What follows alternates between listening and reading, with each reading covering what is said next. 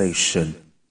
To our dismay, members of a newly active terror group operating in Sokoto and Kebbi state known as Lakurawa are running riots. On Friday, the group attacked Mera town in Auje local government area of Kebbi state, killing about 15 people. Now, according to sources, the group struck as residents were preparing for Jumat prayers on Friday afternoon and went away with about 100 cattle. Meanwhile, the state deputy governor and the emir of Argungu, Samala Mera, visited the town to offer condolences to the families of the deceased. The deputy governor affirmed that the governor has pledged to ensure protection of the people against further threats from the armed group. All right, BKO, on Friday I heard you saying that this terrorist group, they are not new. They are not. But is this group not turning into another Boko Haram? You see, if you watched that program yesterday, I said they were now active in 5 local governments of Sokoto State. They were originally active in just 2, Udu and Tanganza. But now they've spread their tentacles to 3 more local governments. I also said that in Kebbi, they are active in 2 local governments, Auji and Auji and parts of Argungu. It was in Auji that they struck, killing 15 persons and stealing 100, estimated to be 100 cattle. Originally, these pastoralists who came from Mali were acting like people opposed to the antics of bandits. They were actually waging a war against bandits. So the people took to them. They will come into a mosque and say, "You preacher, what you are preaching is wrong. This is not the way Islam, this does not align with the dictates of the Islamic faith." They will tell the preacher to stop. In some cases, they will remove the imam. They had areas that they controlled, especially in Gudu. So invariably, the people, their influence began to grow, and the people's fear is what has now been confirmed. The people fear that they may begin to work with bandits. So that is what we are seeing now. They decided to lie low at some point because the former governor of Sokoto State, Tambua, reached out to them and told them, "Look, you don't need to do this, you don't need to do that." So they decided to lie low. No one living in those areas, Ilela, Silame, Gudu, Tanganza, in Sokoto, will say that, they don't know that these guys are new. No. I'm surprised that the armed forces are calling them a new terrorist group. They are not new. As far back as 2018, we ran a story here at TVC about their activities. What we can say is, at this time, there appears to be a resurgence of the activities. And some soldiers were killed about 2-3 weeks ago, including an officer. They were the ones behind the killing. So just hearing this week that there's a new terrorist group, no, it's not new. It's not new. The military needs to work with people in these communities so that they can get more information. Intelligence. Yes, because they are not new. They've been around. The people have lived with them. You see, there are some communities where you have little or no government presence, and it's helping bandits to gain a foothold in those communities where there's little or no government presence, where you find it difficult to access some communities because the roads are terrible. I've spoken before about a place in Katsina State that I visited after an attack by bandits. And for a journey that normally shouldn't be more than 20-25 minutes, we were on the road for more than 2 hours. Terrible road, no network. You cannot communicate once you are in that area. Just like in some parts of Borno State, once you are there, forget about communicating with the outside world. You are on your own. you can't be reached. All of this has helped these bandits because they can't raise alarm. Victims can't raise alarm. It takes a long while. The Chief of Defense Staff told me that the attack on those school children in Kaduna, that they didn't get to know until the next day. That attack when those secondary schools, that they didn't get to know until the next day. So how do you then deal with the situation? They will have taken them so far before you know that, oh, this thing happened. How do you then launch a counter-attack? It's usually too late. That's why our people are literally at the mercy of these guys. I've been told that the military, that they are heading in that direction. There's a need to appreciate the fact that we are dealing with a threat that is expanding. Today, when you go to the northeast, especially Borno State, the threat that Boko Haram constituted has been literally taken away. They do not operate like they used to operate, just occasionally that they will operate. Whereas they were very active in those days, and they were even taking over army bases. In fact, the army was so terrified that they had to now create what they call super camps. Super camps meant that they will take weapons from this camp, from this base, from that base, and form a big base. But as we were doing that, we were yielding ground.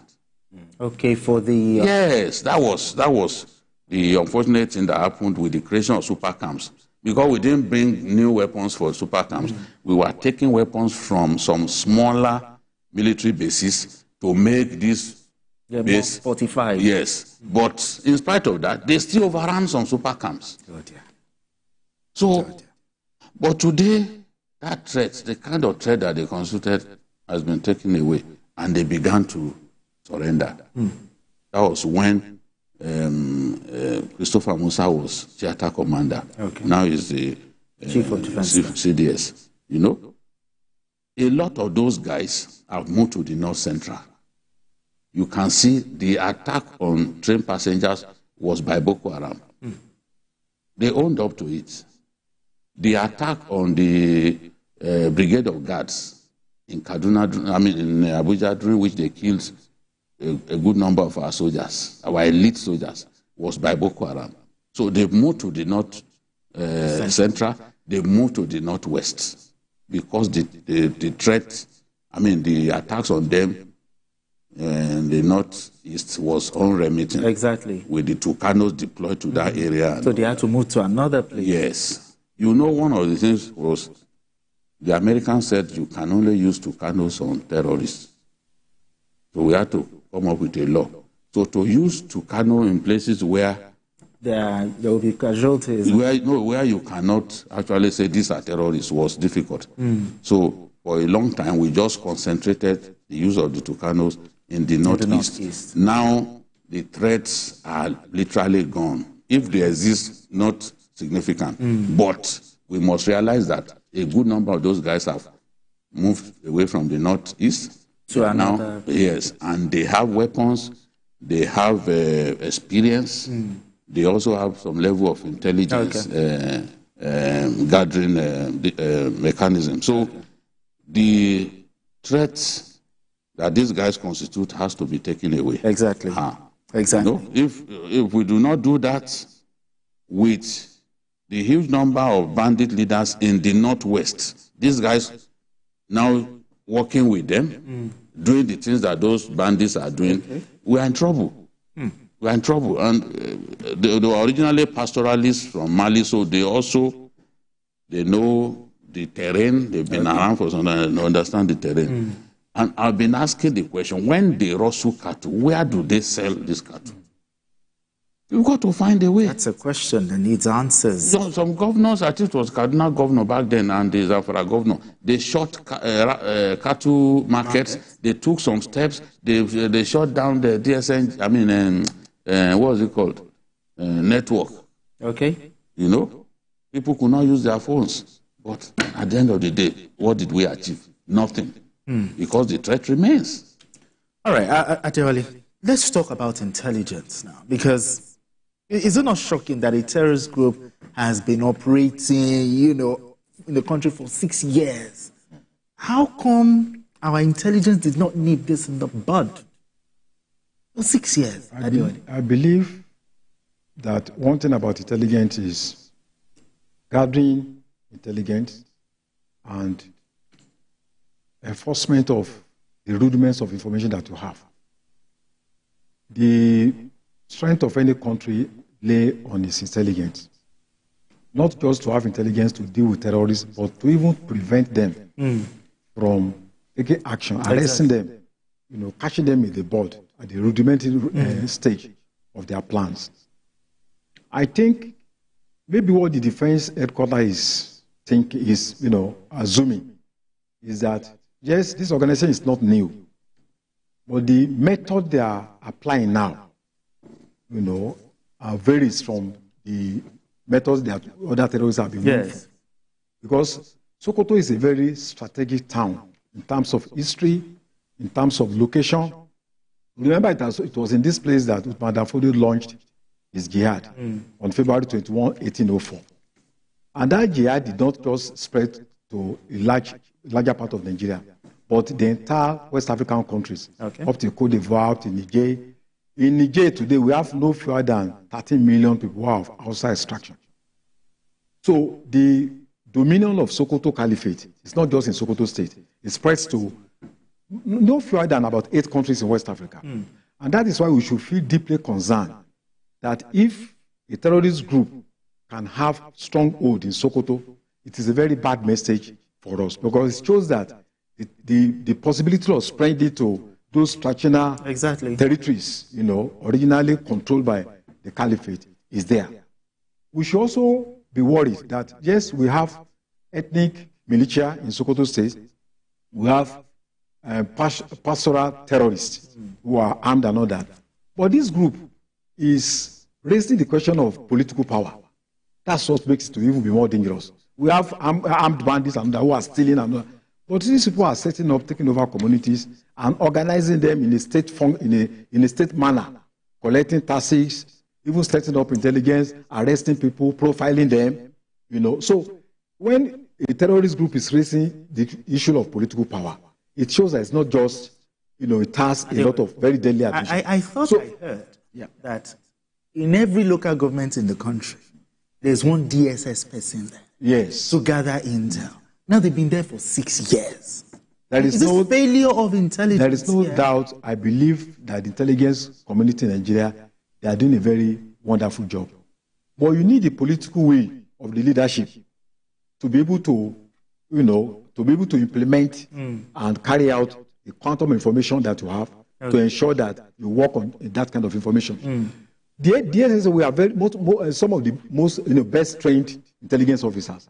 But they are not going to implement these decisions. There is a need for political will, until political leadership. Political will is there. Yeah, because when information is given to the president of a country, it's not the DSS that will implement. There are some you can implement, but there are some that you need the guidance of the president of that country to be able to say, okay, do this and do that. These are the people the governors, the local government. So there is a need for political will. It's not that the DSS is not doing its own work. But we must also understand that what we are dealing with in Sokoto has local, sub-regional, international dimension. The crisis in Sudan is having a spillover in what we are seeing in Sokoto State. The crisis in Libya, which happened in 2011, where people begin to have access to arms and all that.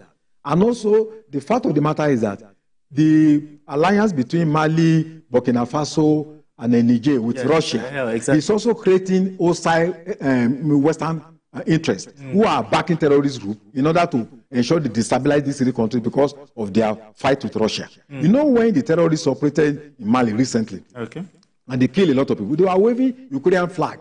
So that's why I expect Nigeria to take not just regional action, but also international action by taking this case to the UN. I would have expected ECOWAS to have challenged Ukraine, for instance. They were waving Ukrainian flag, saying that, look, we collect our arms from Ukraine and all that. So I think there is a conscious attempt by some Western countries to collaborate with terrorist organizations in West Africa in order to destabilize the government in power, just because of the global rivalry between the West and the East. So Nigerian government must be conscious of this and take decisive actions in that area.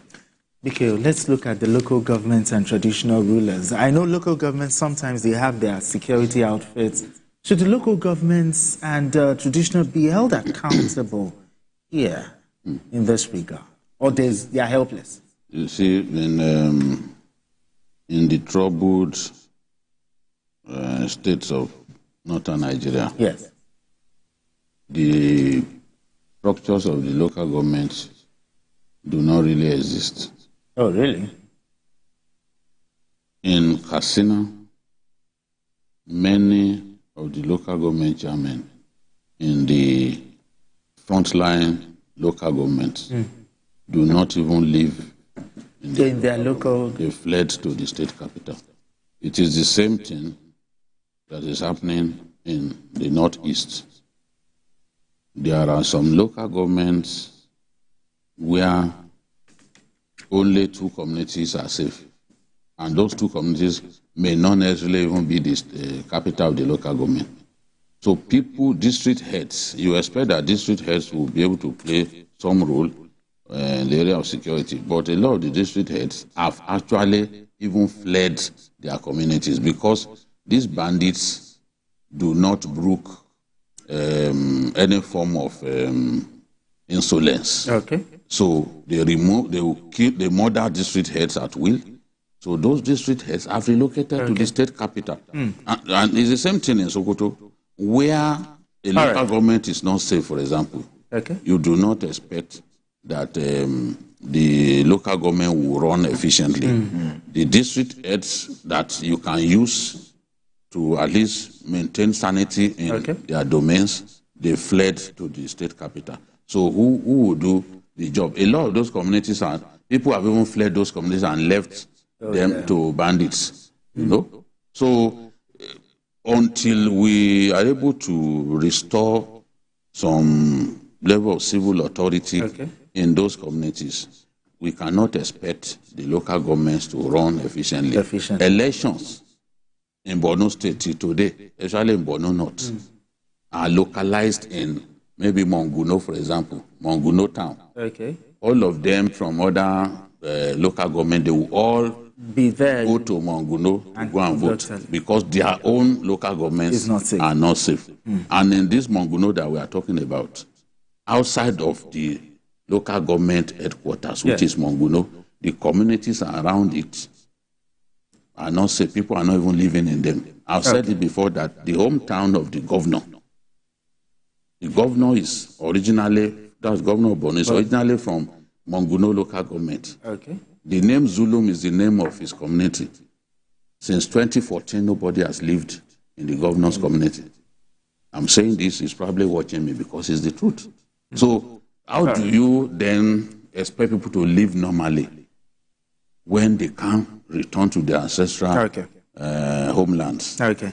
All right, we need to go on this quick break. And when we return, the conversation continues. Don't go anywhere. Still journalist hangout.